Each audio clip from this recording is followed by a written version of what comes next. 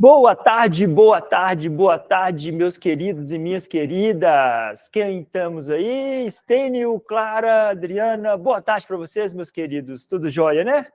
Olha só, hoje não vou me alongar muito nas nossas introduções, não. Eu preciso fazer uma coisa que ficou me incomodando esse tempo todo. Na nossa última aula, eu senti que eu não consegui terminar tudo que eu queria falar com vocês. Então, eu já queria recapitular rapidinho aqui para a gente pegar o nosso tema da aula de hoje, né? Mas eu queria voltar em alguns conceitos da nossa última aula, que é filosofia das ciências. Na minha cabeça, não ficou muito claro assim que eu tenha concluído, então eu sei que vocês não falam nada, então eu vou partir do pressuposto que realmente não ficou concluído, então vou precisar de alguns minutinhos da aula de hoje, inclusive acho que eu até tinha falado com vocês no nosso último encontro, então vamos lá, não vou discutir muito não, vou alongar muito não, porque eu preciso de refazer com vocês algumas questões que na minha cabeça não ficaram, digamos, se essas coisas não ficaram legais assim. Então, eu preciso refazer para eu ficar, pelo menos, com a minha consciência tranquila de que foi feito os argumentos todos direitinho. Nós tivemos um probleminha técnico na nossa última aula, né? Então, só para a gente refazer algumas coisinhas aqui, tá bom? E aí, prometo que logo na sequência a gente vai para o assunto de hoje, que é falar um pouquinho sobre sociedade e cultura, que esse que é o nosso tema de hoje, tá bom? Então, olha só, na nossa última conversa, nós falando um pouquinho sobre filosofia da ciência, eu quis iniciar a nossa conversa com vocês falando primeiramente sobre esses tipos de argumentos que nós temos, né? Basicamente, esses dois tipos de argumentos, cada um tem a sua característica, e eu preciso reforçar mais uma vez as características desses dois argumentos, principalmente no contexto em que esse aqui ele vai ser sempre um argumento válido, a característica do argumento dedutivo, e o argumento indutivo, nós vamos ter alguns problemas, justamente no momento que a gente sai das nossas premissas e faz um salto para a nossa conclusão. Eu queria retomar com vocês aqui, só para vocês terem uma ideia, né? Todas as vezes que eu falo todos os homens são mortais, nessa estrutura do argumento dedutivo, quando eu já faço uma afirmação universal que todos os homens, eu já tenho incluso nessa minha informação o que futuramente vai aparecer lá na conclusão. E é exatamente por essa característica que eu posso afirmar que esse argumento ele vai ser válido, partindo do pressuposto que aquilo que está sendo afirmado na conclusão já havia sido afirmado inicialmente na minha primeira premissa. Então, quando eu falo que Sócrates é um homem, eu já tenho na cabeça que o Sócrates já está incluído aqui dentro do momento que eu falo do conjunto todos os homens. Quando eu falo essa junção Sócrates é homem, eu estou apenas habilitando, né, construindo o meu percurso para que eu possa concluir a ideia, né, de que Sócrates é mortal. Isso seria a grande vantagem, que eu deixei bem claro, se eu acredito que eu fiz, né, no primeiro momento, quando eu falei do argumento dedutivo. Agora, qual que é o problema desse argumento? Embora ele seja sempre válido, nós temos uma questão importante para relembrar aqui, que ele simplesmente ficou girando dentro do próprio círculo. Porque quando eu afirmo que todos os homens são mortais, já está implícito que Sócrates também é homem, e nesse caso Sócrates também vai ser mortal. Então isso aqui é como chover no molhado, eu não estou andando para lugar nenhum, eu estou girando sempre em torno do mesmo eixo nesse contexto aqui, e nesse sentido eu não estou produzindo conhecimento novo. Isso aqui vai ficar guardado por um momento, porque nós vamos agora falar um pouquinho do indutivo, e eu já disse para vocês que esse argumento aqui é literalmente o contrário do outro. Se aqui eu saio de premissas universais e chego a uma conclusão particular, aqui eu saio de premissas particulares e chego a uma conclusão universal. Porém, o passo que foi dado aqui, quando eu faço a minha inferência, que é a saída das minhas premissas e a chegada da minha conclusão, essa inferência aqui, que esse salto, ele foi bem dado. Esse salto, ele me é habilitado justamente por causa da minha primeira premissa aqui, que é a universal afirmativa. Porém, quando eu chego nesse momento aqui, o argumento indutivo, o salto que é dado das premissas para a minha conclusão, essa inferência que foi feita aqui, ela não foi uma inferência, digamos, esse salto, esse passo, ele não é muito bem dado, ele pode ser que a gente possa escapulir um pouquinho no momento que faz esse movimento, justamente em função de trabalhar com premissas particulares e afirmar sobre um todo, fazer uma generalização.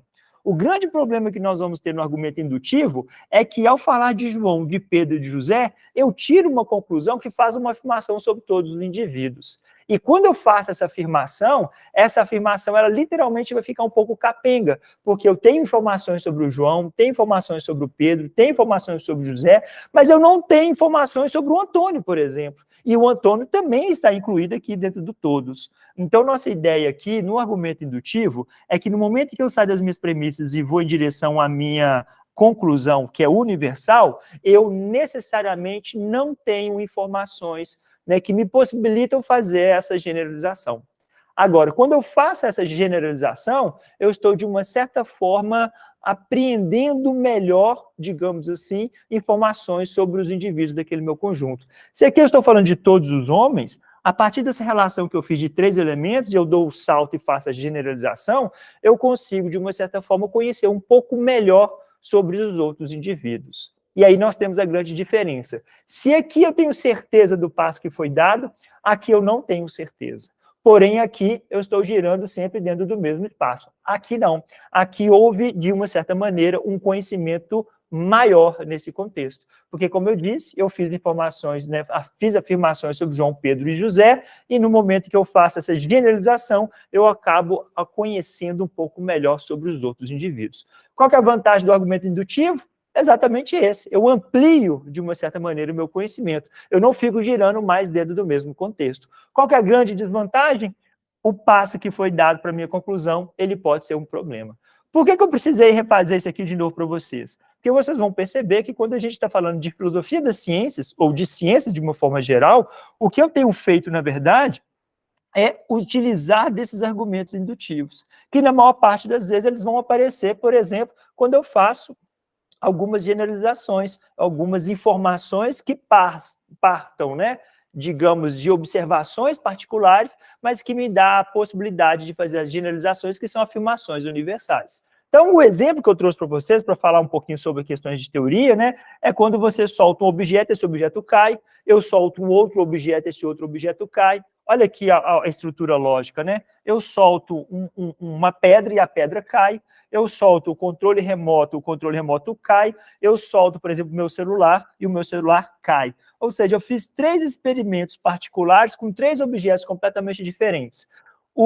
A pedra ao ser solta caiu, o celular ao ser solto caiu, o controle remoto ao ser solto caiu, e eu tiro uma conclusão: todos os objetos ao serem soltos no ar serão atraídos para o centro da Terra. Olha só que interessante. E aí eu posso verificar, por exemplo, que em um determinado momento eu posso soltar um objeto e a minha informação é que esse objeto também vai cair.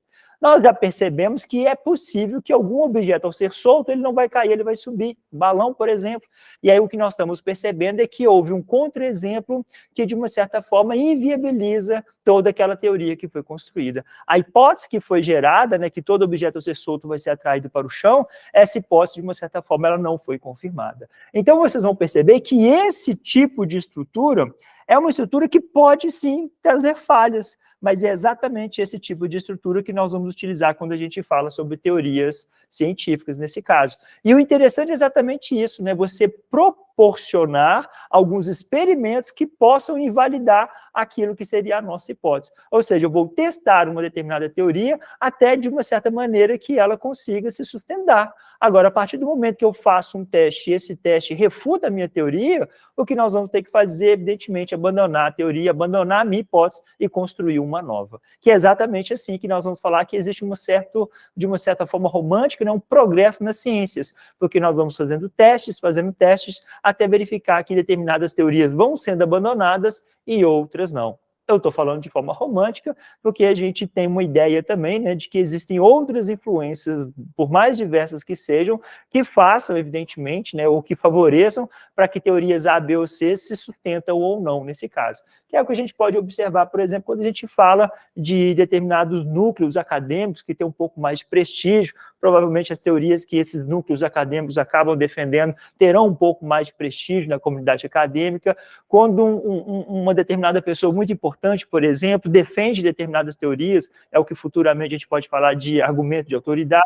Tem vários outros, digamos assim, critérios que podem ser utilizados para a sustentação também de uma teoria que não tem nada a ver nesse contexto de científico. Só um segundinho. Só autorizar aqui uma entrada.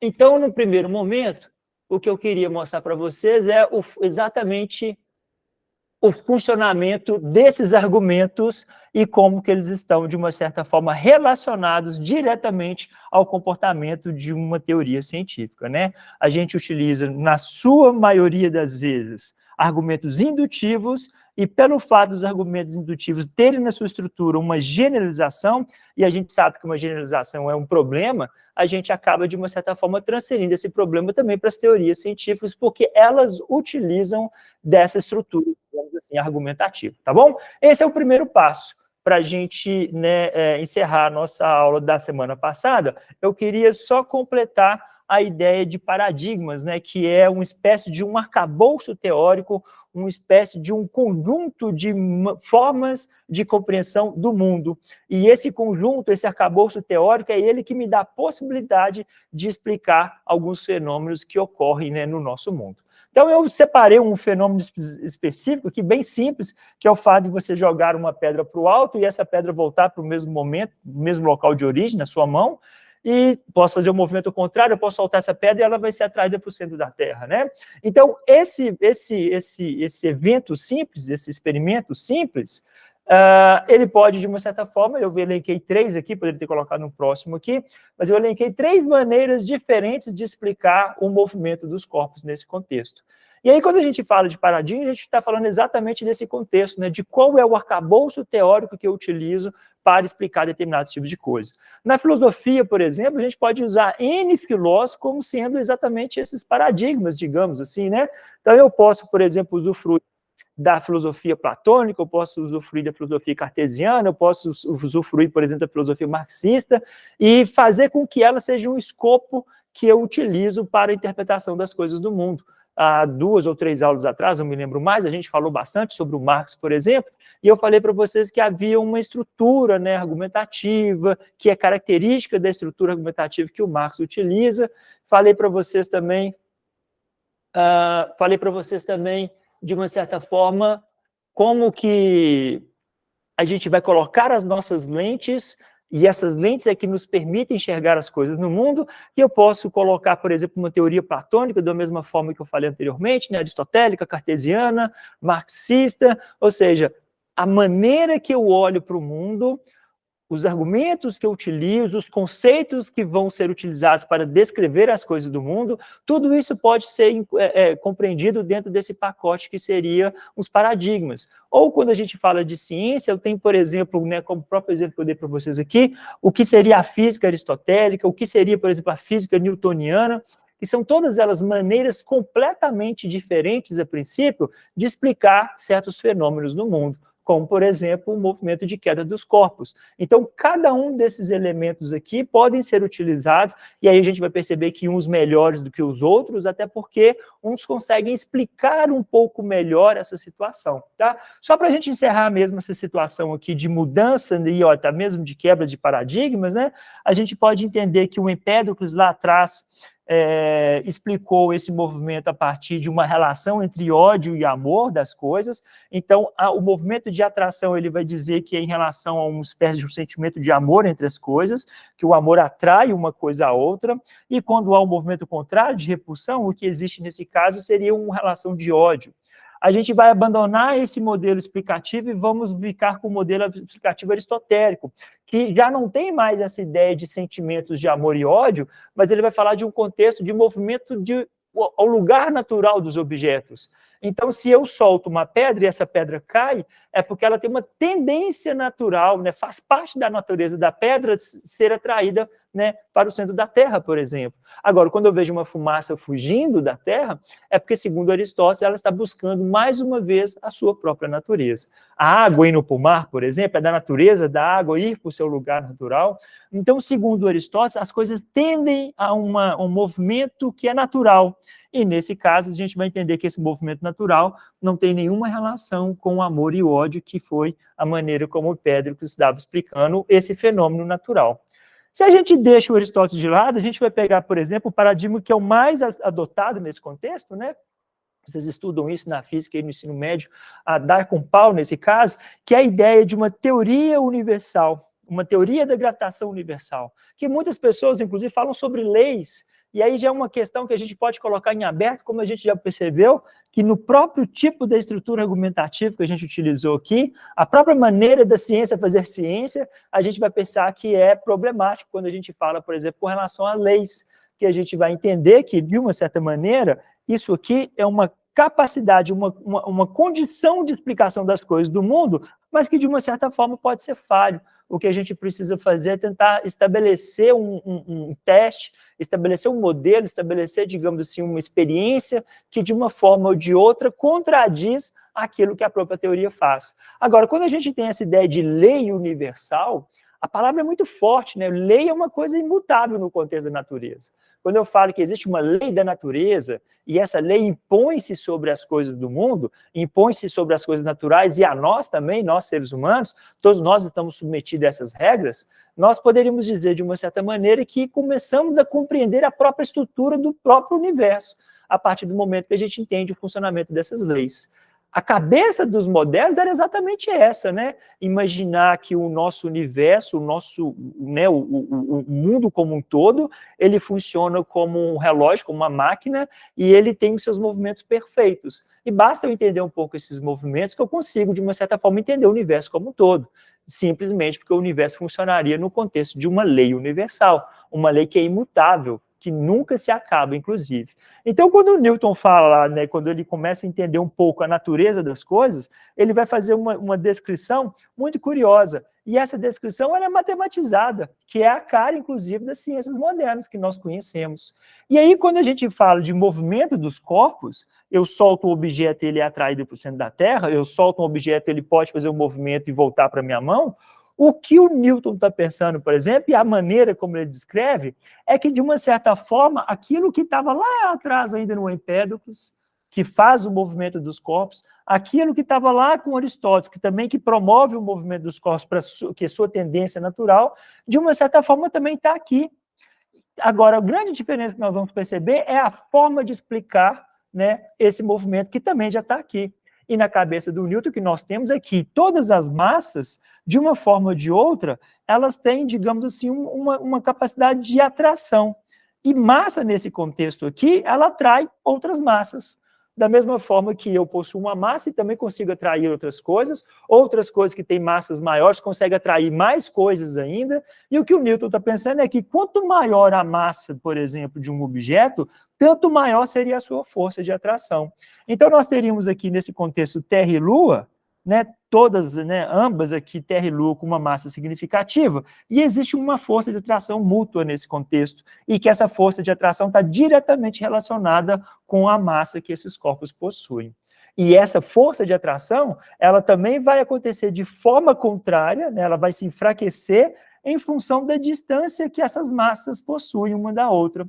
Então, em resumo, né, quanto maior a massa desses objetos, maior é a força de atração, porém, quanto maior a distância, menor será a força de atração. Então, a gente consegue fazer, de uma certa forma, um modelo, né, a partir de um contexto matemático e descrever como que funciona o movimento desses corpos celestes, por exemplo, no sentido de que Terra atrai a Lua e a Lua também atrai a Terra.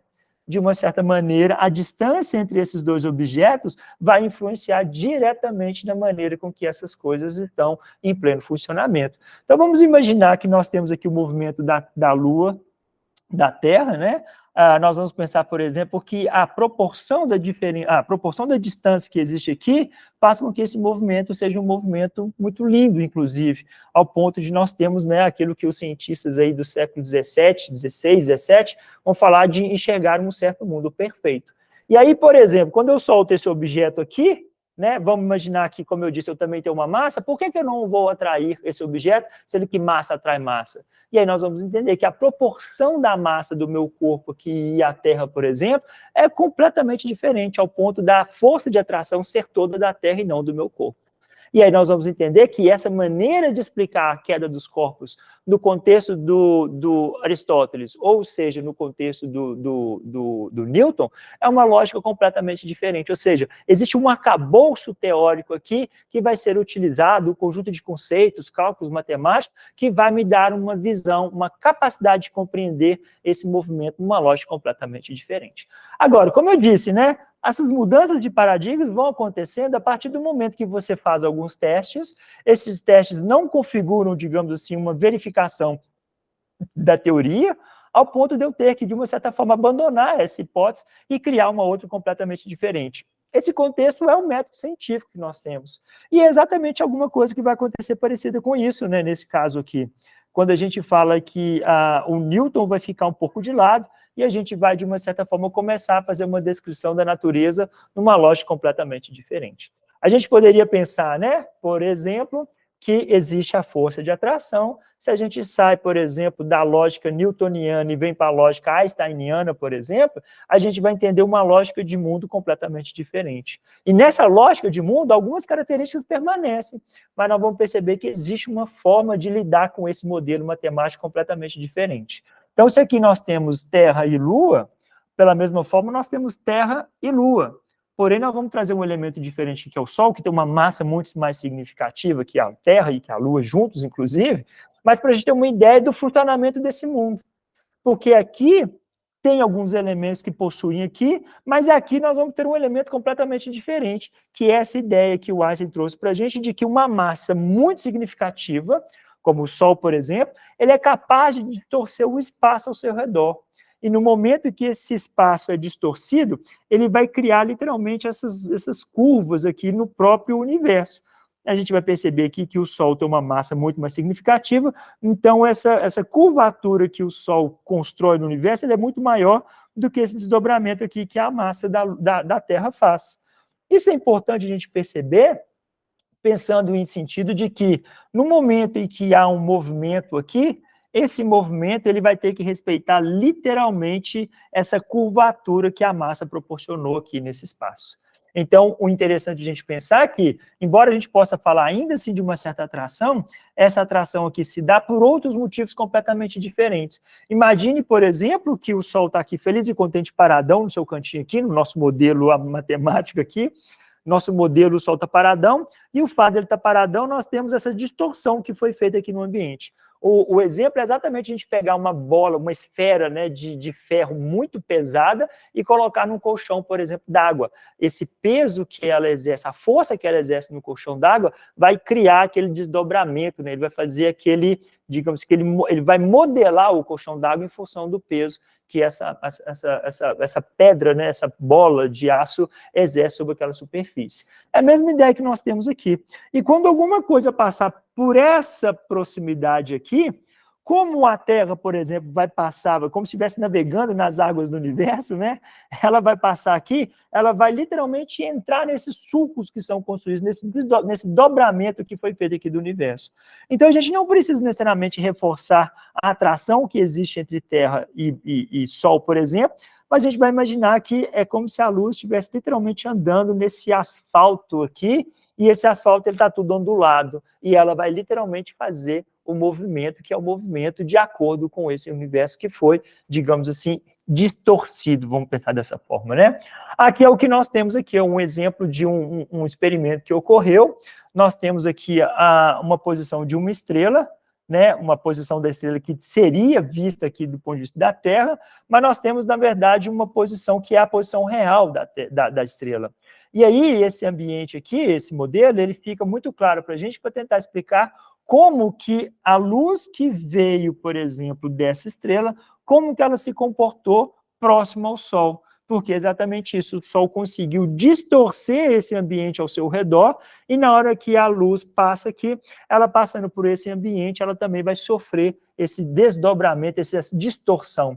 Então, uma estrela que estaria numa posição real aqui, no momento que a luz passa próximo do Sol, que é uma massa muito significativa, essa massa ela consegue distorcer esse ambiente ao redor do Sol e ela acaba também por distorcendo a visão que nós vamos ter, de uma certa forma, da posição dessa estrela. Então, nesse momento, essa estrela, a luz da estrela, ao passar por aqui, nós teríamos, na verdade, a ideia que ela está num outro lugar completamente diferente, porque, de uma certa forma, a estrela, ao projetar essa luz aqui, olha só, ela acaba sofrendo essa distorção causada por essa massa que nós temos aí do Sol.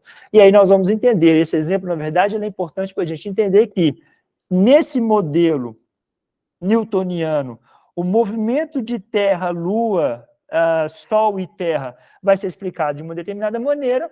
Quando a gente vem para a física relativista do Einstein, nós vamos perceber que o movimento Terra-Lua, Sol e Terra, por exemplo, vai obedecer uma regra completamente diferente, porque, segundo o próprio Einstein, uma massa muito significativa é capaz de distorcer o ambiente ao seu redor, coisa que no contexto newtoniano nós não temos a previsão dessa ocorrência. Então, de uma certa maneira, nós vamos perceber que nós temos mudanças de contextos de explicação, e essa mudança ela vai ser, evidentemente, proporcionada a partir do momento que esse arcabouço teórico que nós temos, ele não dá conta mais de compreender ou de explicar a natureza das coisas, ao ponto de nós fazermos alguns ajustes, acertos, consertos, trocas, nós vamos adaptando as nossas teorias, aí a nossa teoria vai ficar como uma colcha gigante de retalhos, né? Nós vamos tampando um buraco aqui, tampando outro buraco ali, até chegar um tempo que aquela colcha de retalhos já não é mais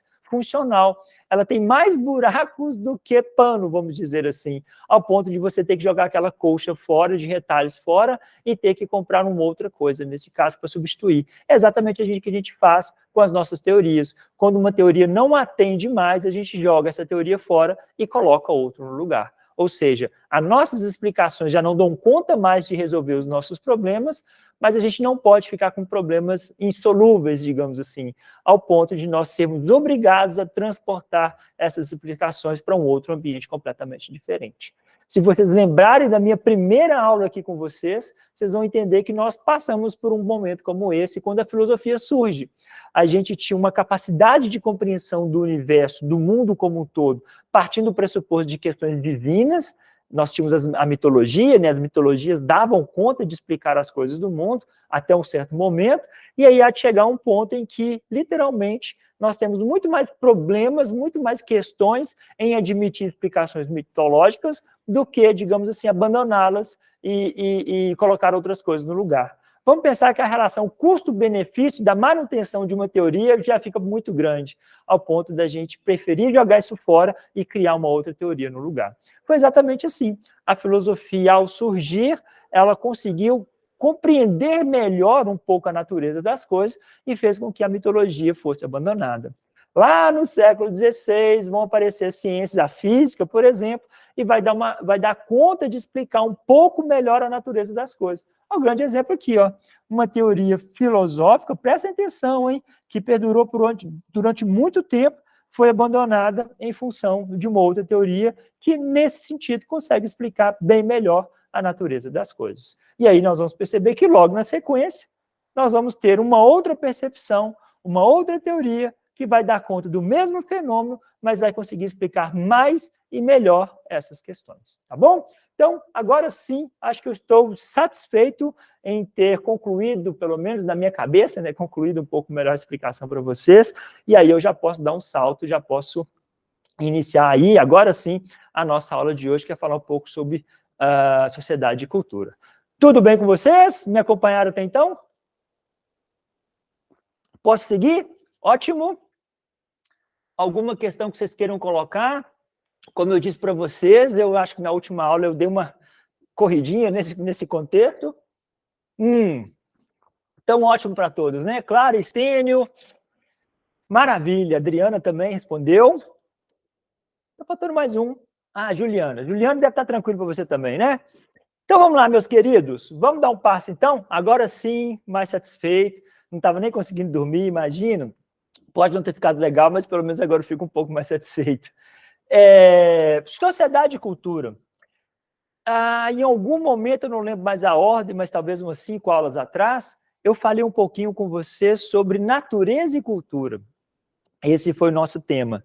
E eu gosto um pouquinho dessas aulas temáticas, digamos assim, porque elas nos dão a opção da gente falar um pouco mais aberto sobre alguns temas, outros nem tanto, né? Mas dá a oportunidade de a gente falar um pouquinho mais e trazer coisas dos próprios conteúdos que nós já discutimos anteriormente para jogar à luz das nossas discussões.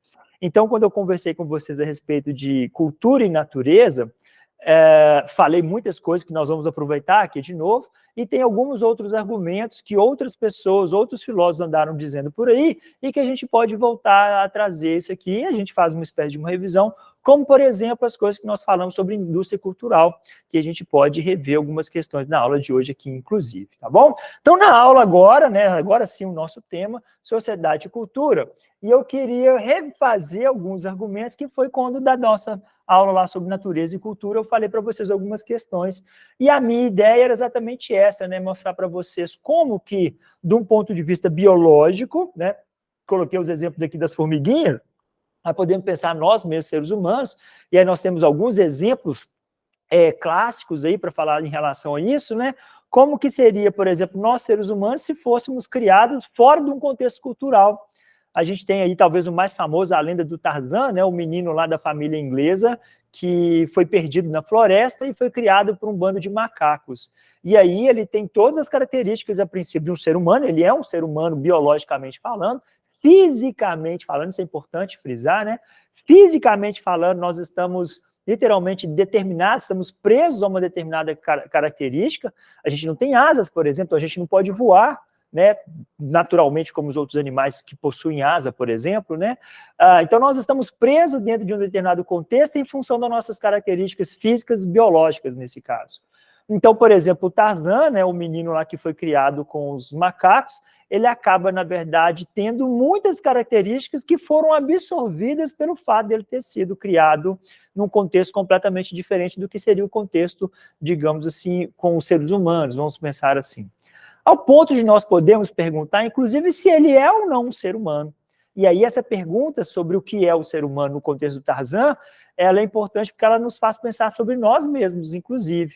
E aí nós vamos ter, como eu disse, vários exemplos, né? Tem lá os meninos lobo, temos lá, por exemplo, as questões Kaspar Haus, me parece, é isso mesmo, Kaspar Haus, que é um caso clássico também de um sujeito, se não me engano, alemão, no interior da Alemanha, que foi criado num sótão, por exemplo, meio que como uma besta, um monstro, assim, e aí, de uma certa forma, em um determinado momento, alguém encontra ele no sótão e começa, né, conversar com ele, socializar, começa, digamos assim, ter um contato humano com esse indivíduo, que a princípio ele não falava, não ouvia, então era difícil a comunicação com ele e a família acabou deixando ele recluso num quarto escondido lá. Tem, se não me engano, uma outra menina, ela era uma professora, acabou adotando essa menina, adotando entre aspas, né?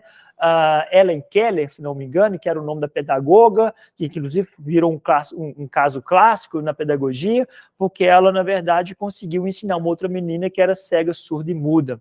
E ela conseguiu, de uma certa forma, de uma certa maneira, fazer com que essa menina conseguisse socializar o mínimo possível nesse caso. Então, nos casos clássicos, nós temos vários exemplos, né, para poder mostrar como que somos fora desse contexto cultural, fora dessa socialização.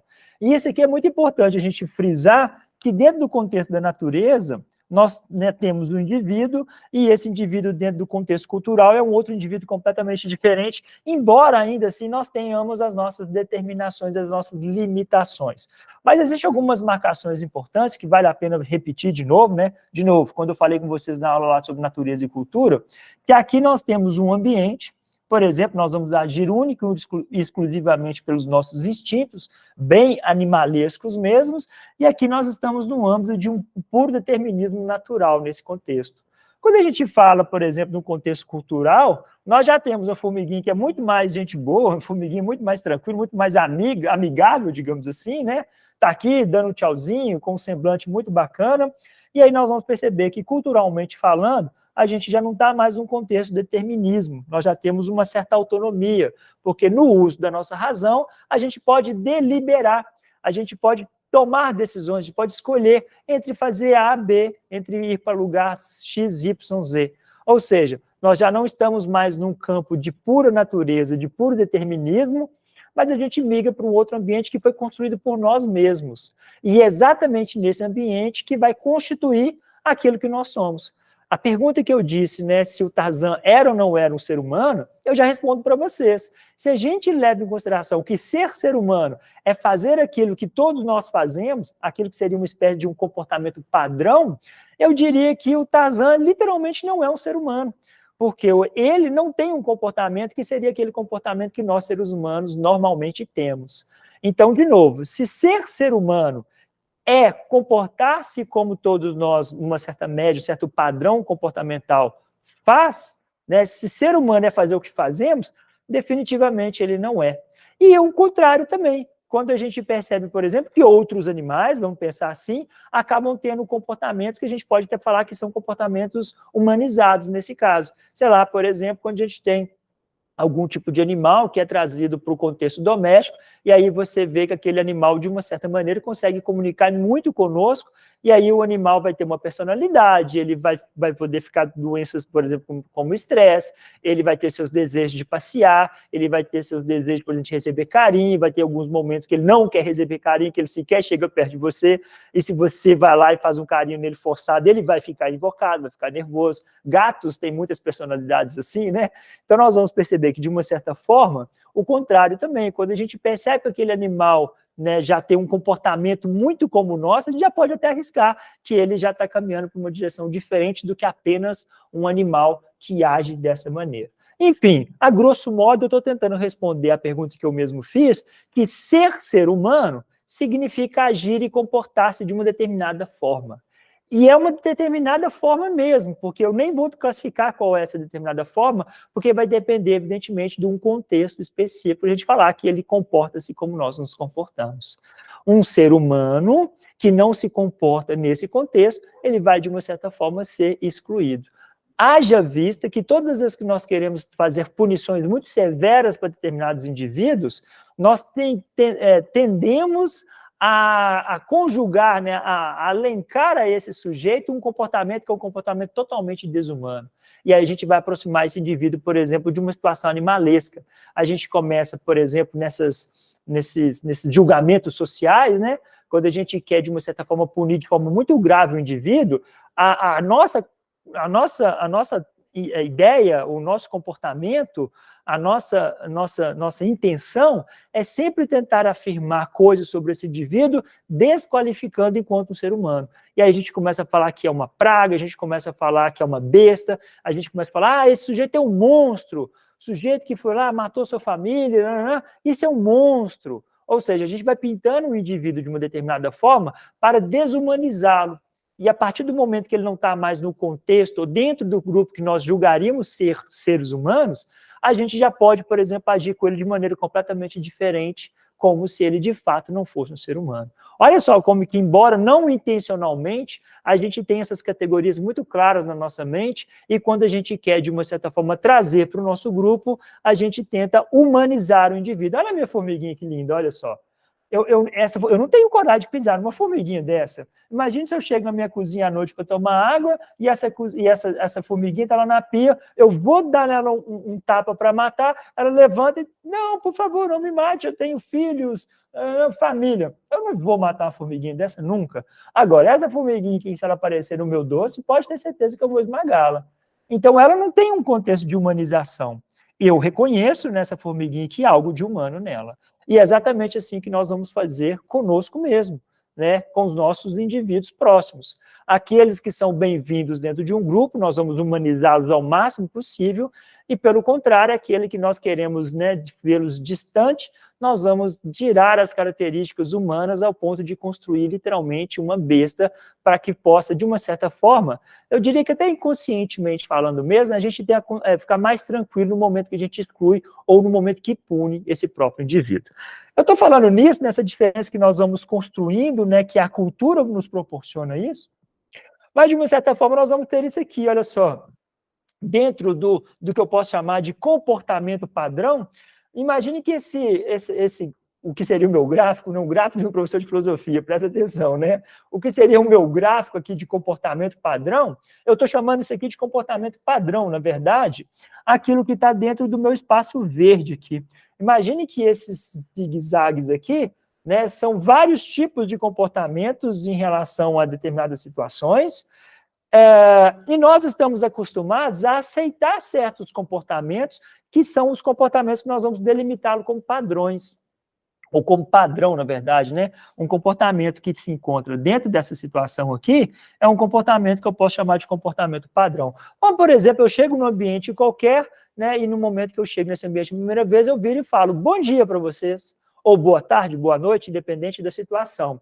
E aí, digamos que dentro desse contexto, né, eu chego num ambiente diferente que eu não conheço e falo boa tarde, eu tenho várias opções aqui de comportamento. Eu tenho aqueles que podem falar boa tarde, aqueles que podem falar oi, tudo bem, oi, seja bem-vindo. Eu tenho aqueles que vão ficar em silêncio, eu tenho aqueles que vão apenas olhar e fazer um movimento de cabeça, ou fazer um gesto com as mãos. E tem aqueles outros que podem, por exemplo, se destoar por demais daqueles que são os comportamentos que nós tomamos como padrões. E aí nós vamos ter alguns desvios, como, por exemplo, eu posso falar aquilo que o cara olha para mim e faz um gesto com a cabeça, um gesto com as mãos, por exemplo, que é diferente daquilo que se esperava, como oi, bom dia, olá, bom dia, seja bem-vindo, olá, tudo bem contigo? Essas coisas. Esses que se desviam aqui daquilo que seria o nosso padrão, eles vão se encontrar aqui. Vocês vão perceber que podemos ter desvios para mais como desvios para menos. Esses desvios aqui, eu diria que eles estão dentro de um nível de aceitação razoável. E são, inclusive, esses níveis, esses comportamentos desviantes, que nós vamos né, entender que eles que fazem um movimento, digamos assim, de ajuste das normas. Então, quando a gente começa a perceber que o comportamento de desvios, eles passam a ter um padrão muito mais significativo, é nesse momento que nós estamos tendo um certo relaxamento das nossas normas, um relaxamento do que a gente poderia chamar de comportamento padrão. Isso é interessante, porque embora eles sejam desviantes, eles são aceitáveis e não necessariamente são negativos. E claro, né, nós vamos fazendo os nossos ajustes. Agora, vocês vão perceber que existem outros tipos de comportamento que eles ultrapassam por demais aquilo que nós estamos acostumados, inclusive aquilo que nós vamos chamar de desvios. E aí nós vamos perceber que esses comportamentos eles já não são muito bem-vindos. E aí nós vamos agir, como eu disse para vocês, né, nós vamos acabar construindo uma imagem para esses indivíduos que fogem demais a essa linha que eu estou chamando aqui de padrão, e aí nós vamos, evidentemente, aplicar punições muito severas para essas pessoas. É claro que aqui, nesses desvios, quando os desvios estão muito próximos das margens aqui, eles também vão receber algumas punições, mas talvez punições não tão graves, como, por exemplo, sei lá, uma pessoa não vai ser presa por não me dar bom dia, uma pessoa não vai ser, sei lá, né, não vai... prisão perpétua, por exemplo, porque ela olhou torto para mim quando eu dei bom dia. Então, essas coisas não vão acontecer, mas provavelmente nós vamos ter algumas pequenas retaliações, digamos assim, quando esses desvios começam a ficar um pouco mais complicados. Enfim, mas o interessante disso tudo aqui para mostrar para vocês é que nós, de uma certa maneira, quase que intuitivamente, que é inclusive projeto aqui, ó, é objeto de compreensão dentro do contexto da cultura, de compreender certos movimentos como sendo ok, muito dentro do padrão, alguns que se desviam demais como desviantes nesse caso, né, e nesse sentido são aceitáveis até certo ponto, porém nós temos aqueles outros, na verdade, que se destacam por demais, seja para mais ou para menos, e esses literalmente serão excluídos, serão expurgados, digamos assim, dentro desse contexto em particular. Só para dar um exemplo para vocês, como que essas coisas podem acontecer, não necessariamente com aquilo que a gente julga ser ruim, negativo, mas o Sócrates aconteceu algo muito semelhante a ele, isso lá por volta de 390, alguma coisa antes de Cristo.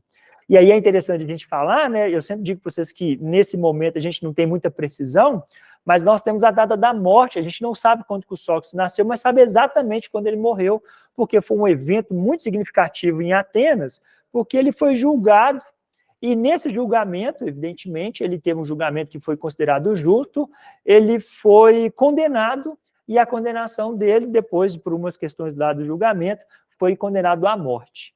Muitos vão dizer, na verdade, que o que a cidade queria fazer com com Sócrates era, de uma certa forma, apenas expulsá-lo da cidade.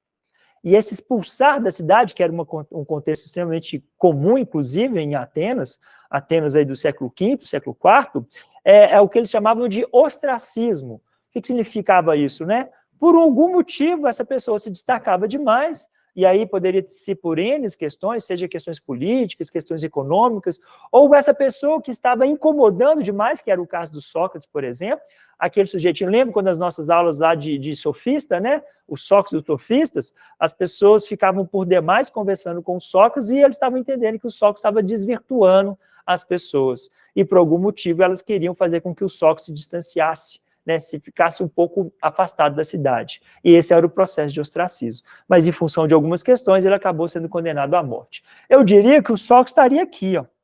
Eu diria que muitas pessoas que se encontram nesse contexto são as pessoas que vão parando nas prisões, que vão pegando prisões perpétuas, pena de morte, são as pessoas que vão sendo afastadas para manicômios, por exemplo, ou seja, todas essas questões que se destoam por demais daquele tipo de comportamento que nós definimos como sendo padrão.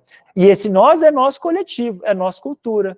E, de uma certa forma, claro, vamos tendo sempre os nossos ajustes, mas, de um ponto de vista social, nós temos e reconhecemos alguns comportamentos que são os comportamentos tidos padrões, que são o que nós vamos chamar de certo, e aqueles que destoam demais por errado. A gente for pegar no contexto religioso, a gente tem, por exemplo, a excomunhão. O sujeito que é excomungado é exatamente isso. Inclusive, nós temos até esse prefixo ex, que de é para fora, de que o sujeito, se for excomungado pela igreja, ele não participará mais daqueles ritos, daquele contexto religioso. Se o indivíduo, de fato, compreende que a religião, nesse caso a igreja, é a única maneira dele conseguir a salvação para além vida, e de repente ele é excomungado, ou seja, ele é excluído daquela comunidade, ele já está líquido e certo que a salvação já não é algo mais, digamos assim, possibilitado a ele. Então, se o sujeito que é fervoroso, que está ali, que pactua com os contextos religiosos, e de repente ele é excomungado, não existe nenhum outro castigo pior do que esse, porque ele está condenado literalmente à danação nesse caso. Ele não vai ter a salvação nunca mais, uma vez que ele foi excomungado. A não ser, claro, que haja um processo de perdão para ele ser acolhido mais uma vez dentro da comunidade. Mas então a questão é essa, nós temos um certo padrão comportamental, e esse padrão comportamental ele vai sofrendo, digamos assim, né, alargamentos, estreitamentos, dependendo, evidentemente, do contexto no qual nós nos encontramos. Isso tudo muito simbólico, né, gente? Isso tudo muito simbólico, isso tudo é muito marca, digamos assim, de uma prova que nós, seres humanos, como Aristóteles já diz lá atrás, né, somos seres sociais.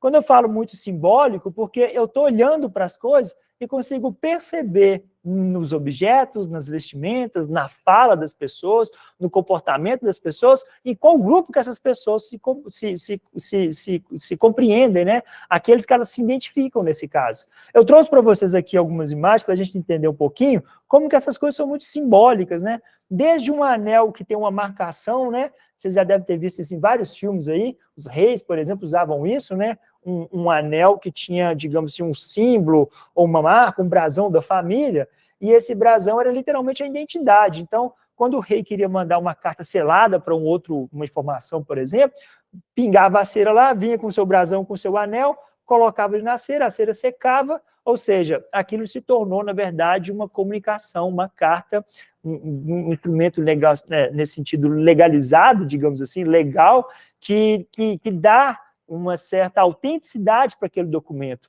E isso tudo em função, digamos, do anel, do brasão, da família do rei, alguma coisa assim. Nós temos aí, olha só, alianças, né? Não sei se vai dar para vocês verem, mas a minha ideia aqui era colocar alianças de cores diferentes, para mostrar que são símbolos diferentes, né? Então, nós temos a aproximação de duas pessoas com alianças douradas, alianças de pratas. Então, essas questões muito simbólicas, elas simbolizam algo para a gente. E esse simbolizar algo, ele está desde um objeto que nós utilizamos, desde um comportamento que nós fazemos, desde uma entonação no momento de uma fala. Eu posso falar um palavrão aqui, mas brincando com vocês, e pelo tom que eu falo, pelos meus gestos, vocês vão perceber que esse palavrão não quer dizer o que ele realmente queria dizer.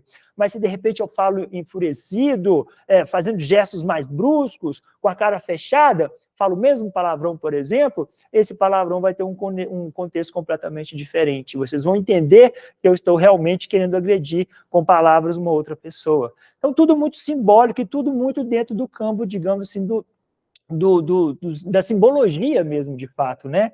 Um padrão de comportamento de nossas vestimentas, vocês vão percebendo que nós não podemos, de uma certa forma, destoar demais daquilo que seria um conjunto. Coloquei aqui uma imagem do parlamento, por exemplo, vocês vão perceber que homens e mulheres têm basicamente o mesmo comportamento, o mesmo padrão de vestimenta nesse caso, e aí, evidentemente, que tem os desvios. Se todos estão com roupas mais ou menos escuras, alguns vão ter uma roupa um pouco mais clara, que vai se enquadrar dentro desse comportamento aqui, ó, desses que são os desvios.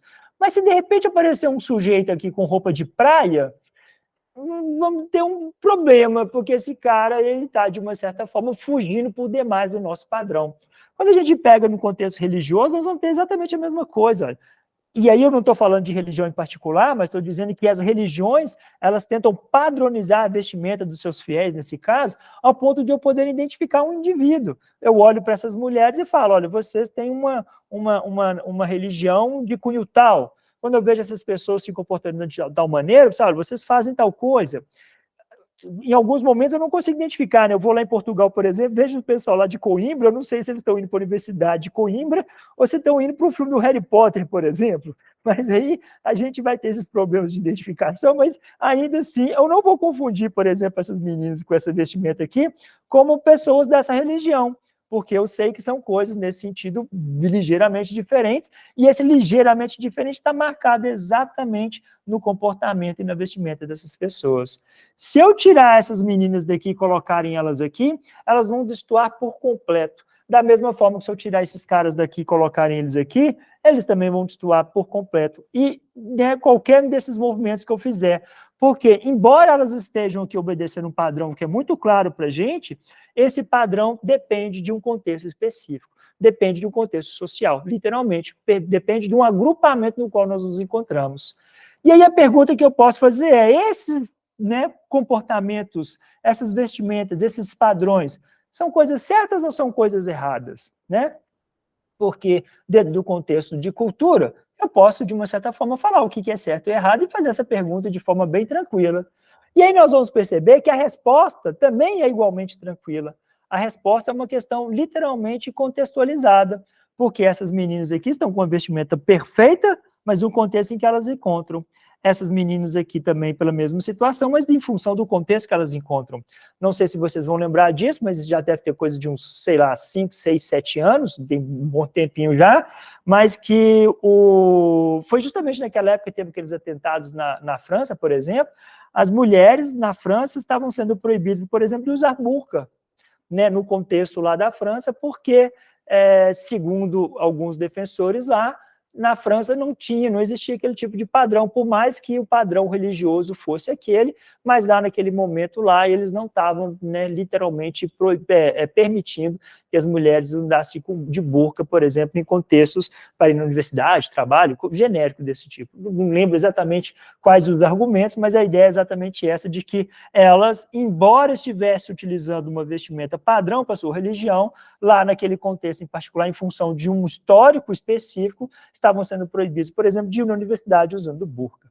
Então, a questão é exatamente essa. Nesse caso aqui, aquilo que é certo e o que é errado, embora existam regras aqui, essas regras, elas não são transmutáveis.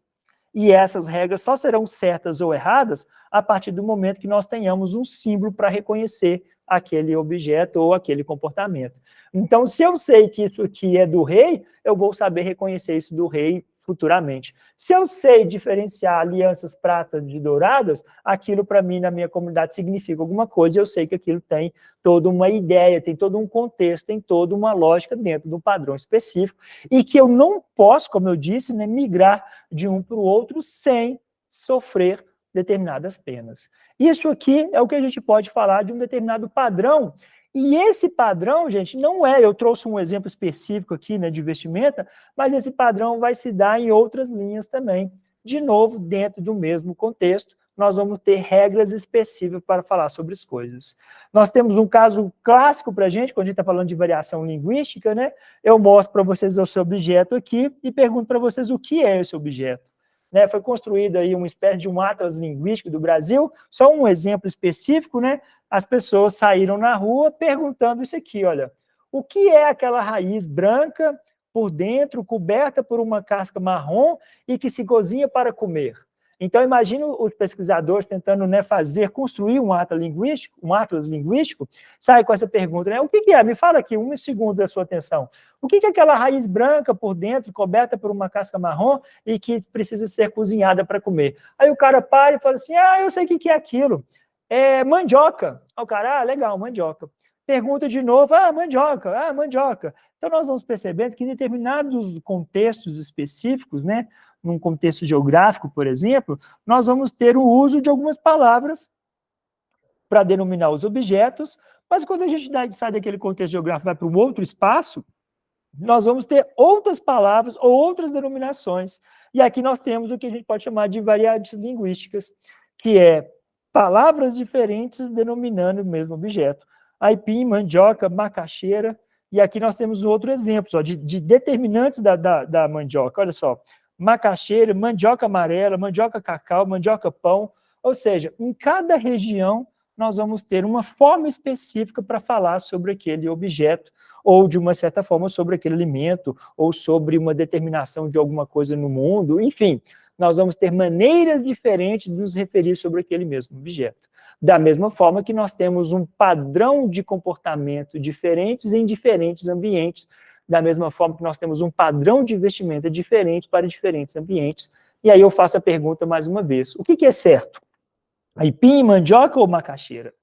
O certo, nesse caso, vai ser, evidentemente, referente ao local que você se encontra. De repente, se eu chegar, por exemplo, aqui em Minas Gerais, eu acredito que em Minas Gerais, mandioca seja a palavra mais utilizada, preste atenção, não é a palavra correta, é a mais utilizada, mas se provavelmente eu chegar aqui mais no Nordeste, eu vou talvez encontrar a palavra macaxeira como sendo a palavra, digamos assim, mais aplicada. De novo, não é a mais correta, mas é a mais aplicada. E aí nós vamos percebendo como que existem essas variações, e o exemplo de variação linguística ele é muito perfeito para quando a gente fala de variações também comportamentais, no sentido, dentro de um contexto ético específico, de falar aquilo que é certo ou errado. O que é certo, o que é errado? Vai depender literalmente do contexto no qual nós nos encontramos.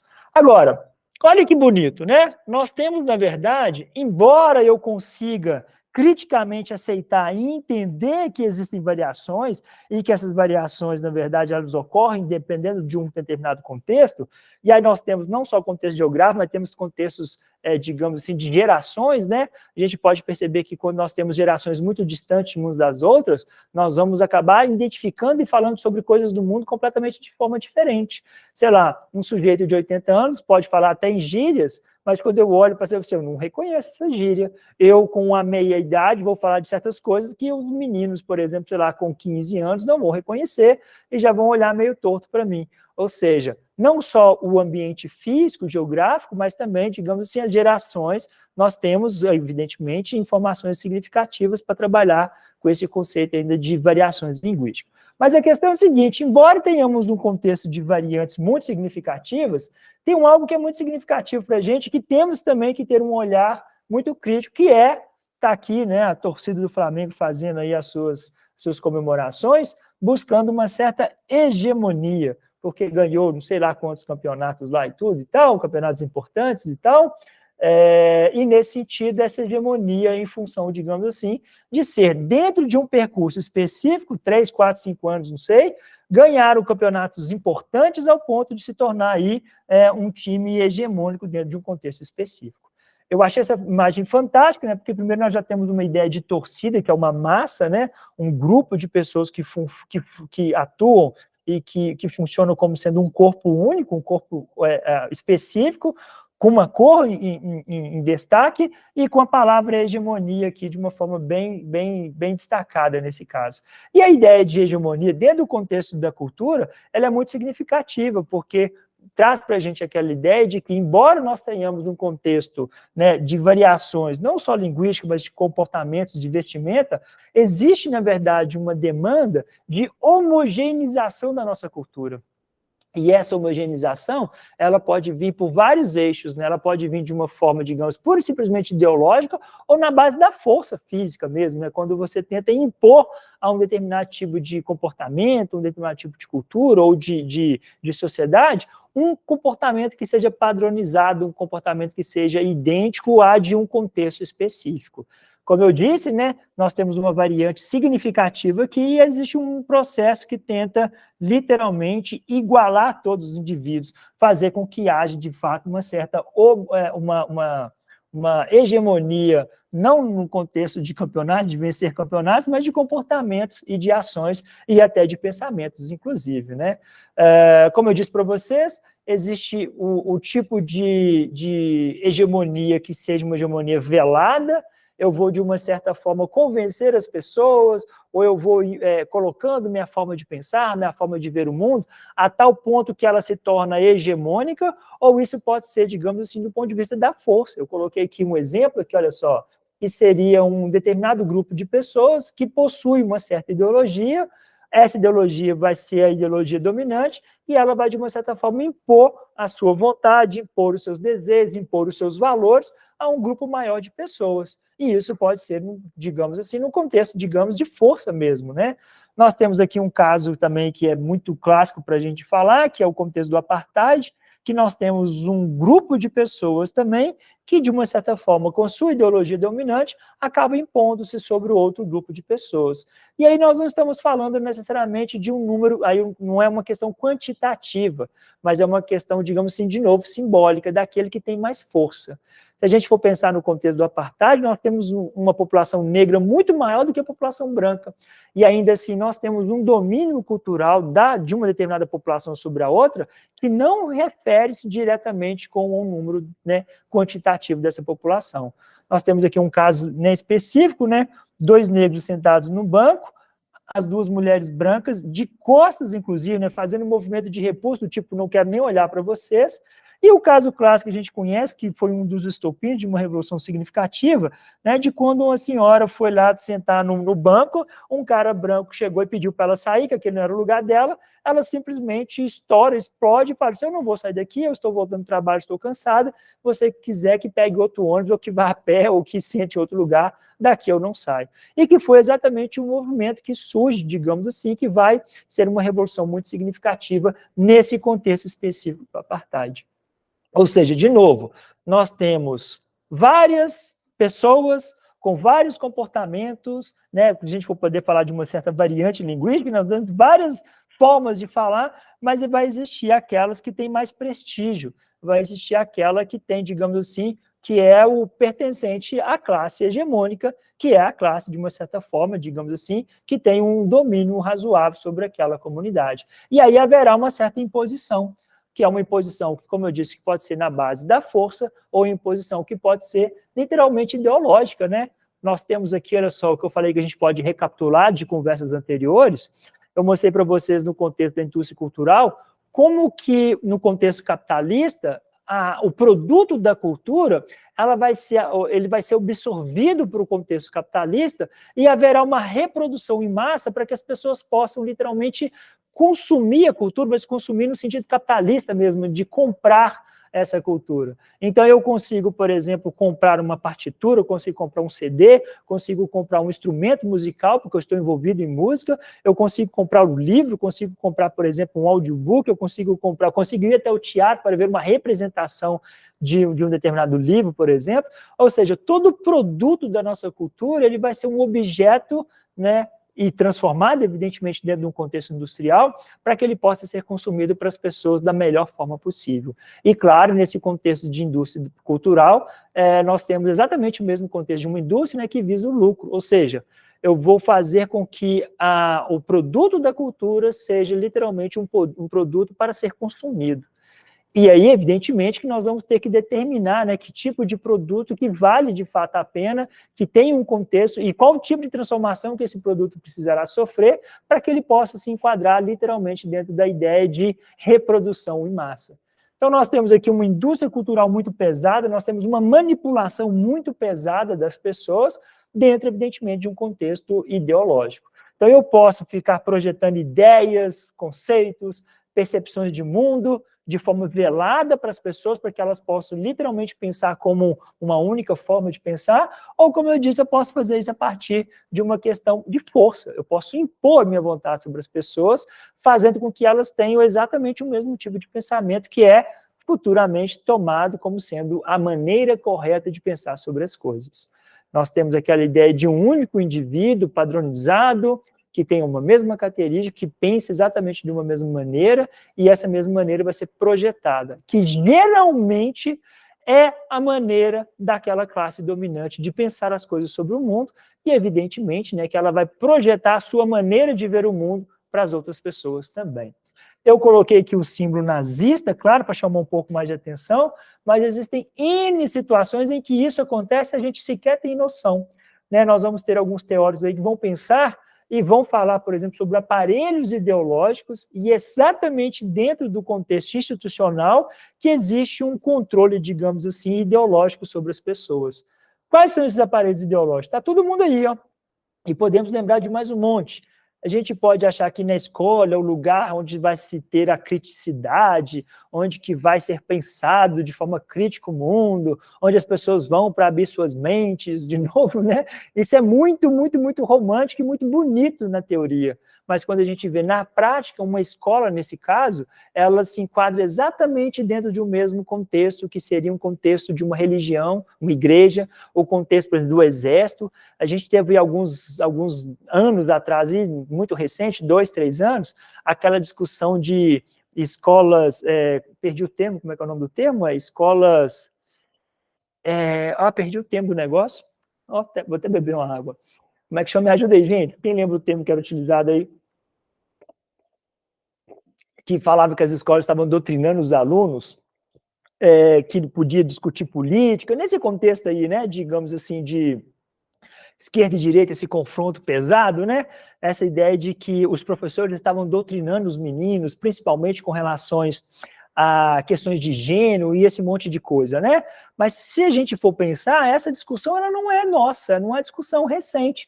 É uma discussão que já vem há mais tempo, quando escola, igreja, exército, família, sindicato, e aí eu coloquei por conta própria que essas mídias que nós utilizamos hoje de forma bem geral, seja televisão, seja jornal escrito, jornal falado, né? Seja as mídias sociais que nós temos hoje, redes sociais, todas essas, de uma certa forma, podem e são utilizadas como ferramentas ideológicas, onde elas vão ficando ali, ó, rebatendo e reproduzindo informações ao ponto da gente se acostumar a ouvir determinadas coisas, acatar essas coisas como sendo verdades absolutas, se quer discutir ou debater. Tem a imagem aqui, ó, da professora que pensa quadrada.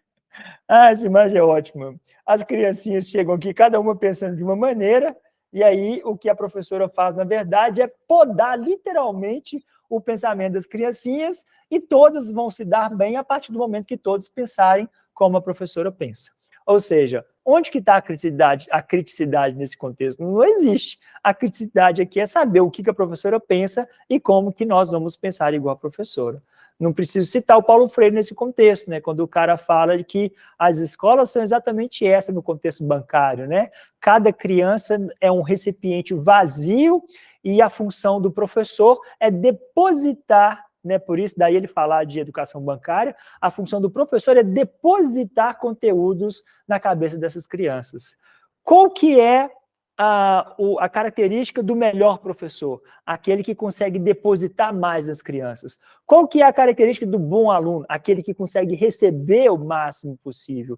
E aí nós vamos perceber que a escola funciona, no contexto bancário, claro, a partir do momento que nós temos literalmente um professor fazendo depósitos de coisas na criança, e essa criança como uma esponja, absorvendo toda aquela informação que o professor dá, sem a mínima questão crítica se aquilo é correto, se não é, se deveria ou se poderia ser de maneira diferente. Essa é exatamente a ideia que nós temos, né?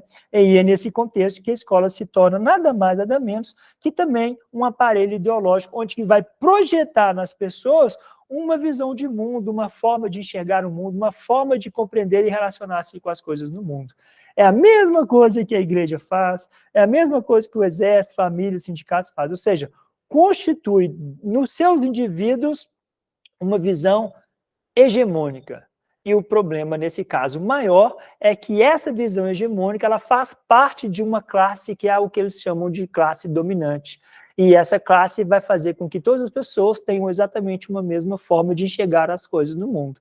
Naquele contexto marxista, né, de luta de classes, em que nós temos de um lado burguesia, de outro proletariado, de um lado a classe dominante, de outro a classe dominada nesse sentido, o contexto aqui é que essas instituições vão, de uma certa forma, proliferar as ideologias que são típicas das ideologias dominantes. E, nesse caso, essas classes dominantes vão aumentar ainda assim o seu controle sobre essa outra, porque elas conseguem fazer isso de várias vias, seja na lógica da produção, seja no contexto ideológico, quando elas impõem, de uma certa maneira, a sua maneira de enxergar e de ver o mundo.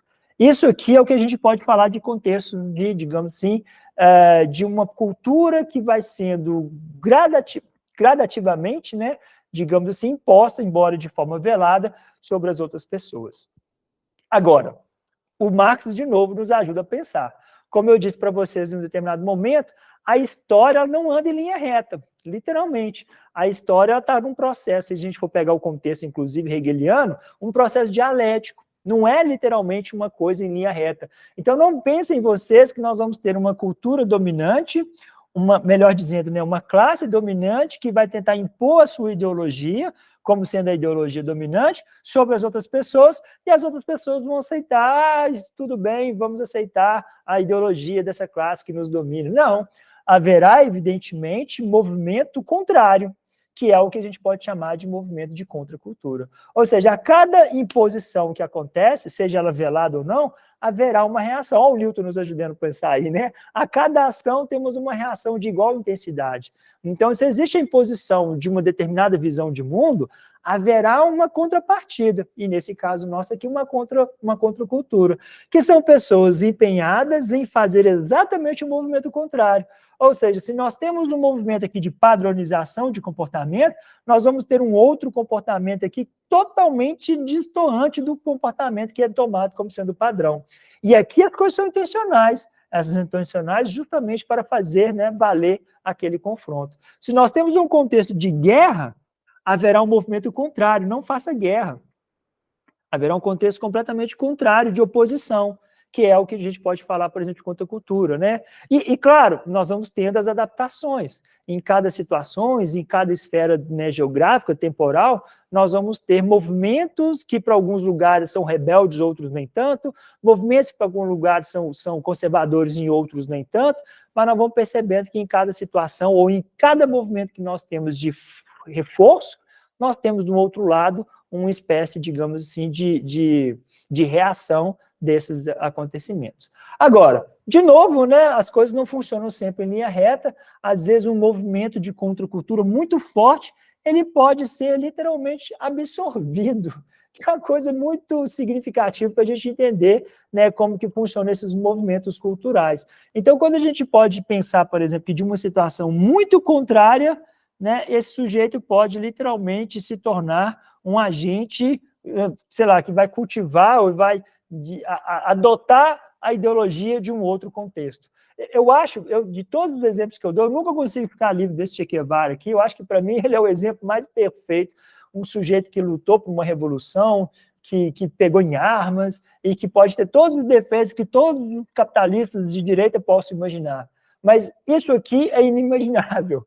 É você ter, por exemplo, a cara do Che Guevara estampada numa camisa sendo vendida por uma marca de grife, por exemplo, uma marca cara aí, que é digamos, o símbolo do capitalismo, né?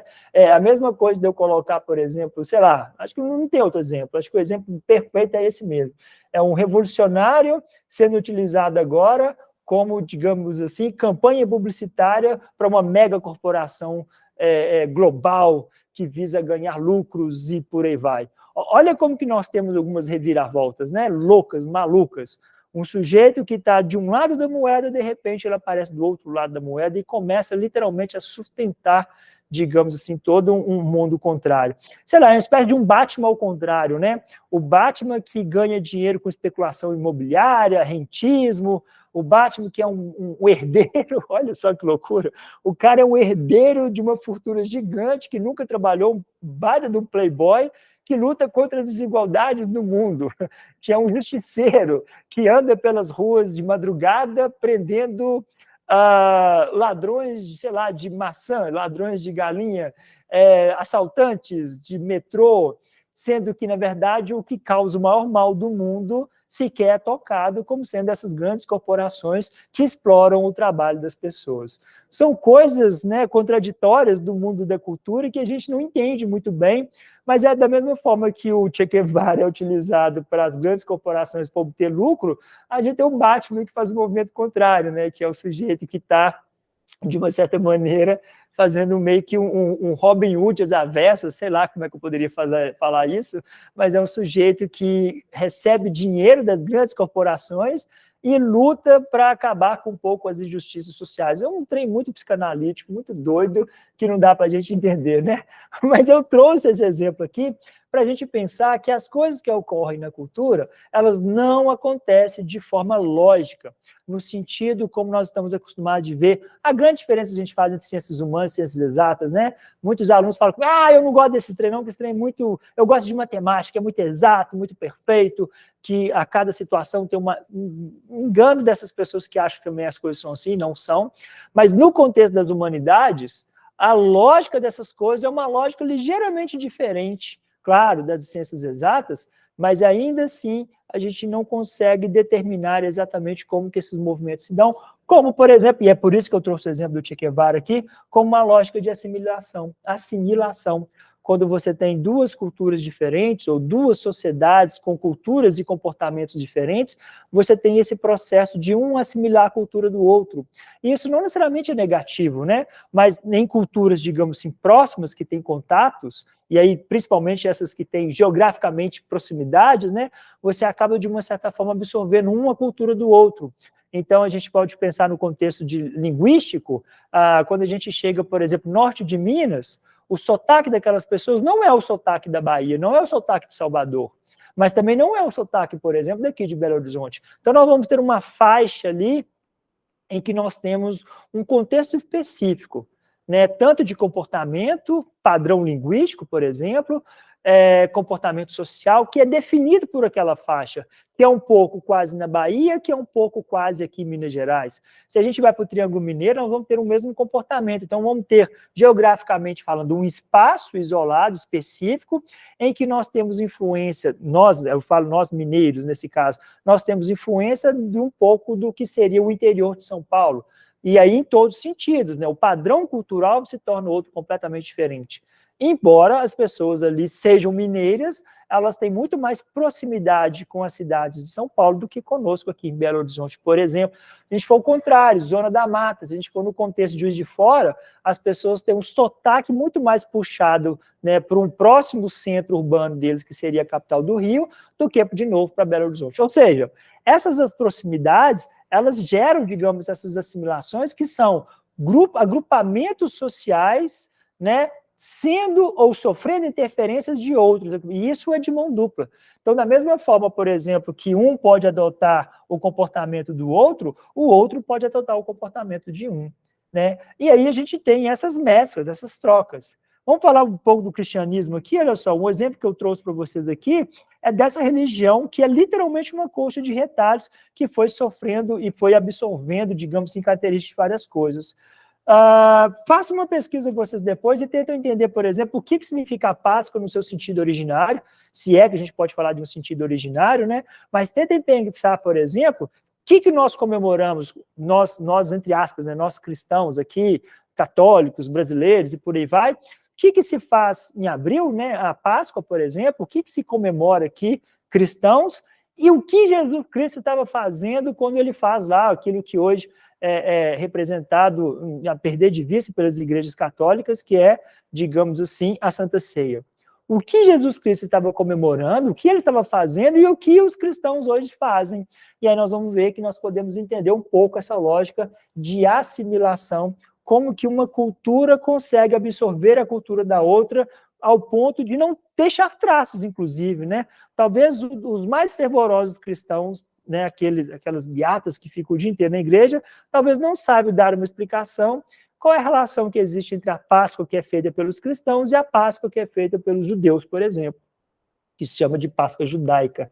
Então é interessante como que há um pouco essa absorção da cultura do outro e essa cultura passa a ser a minha, literalmente. Eu passo a me comportar como o outro, e claro, né, existem algumas adaptações, que é o que a gente vai chamar de assimilação. Agora, quando há uma convivência mútua, né, uma convivência dessas culturas, sem necessariamente um absorver o que o outro estava fazendo, é o que nós vamos chamar de multiculturalismo, que é, digamos assim, uma palavra bonitona que, inclusive, tem uma pegada forte agora, uma galera de Portugal, que discute um pouco essa lógica de multiculturalismo e como que essa ideia, na verdade, é uma ideia de convivência de múltiplas culturas sem que haja literalmente a interferência de uma sobre a outra. E é interessante que essa percepção ela parte de um processo completamente diferente. Não é uma percepção, muito pelo contrário, não é uma percepção etnocêntrica, em que eu julgo o outro a partir do meu olhar, a partir do meu lugar.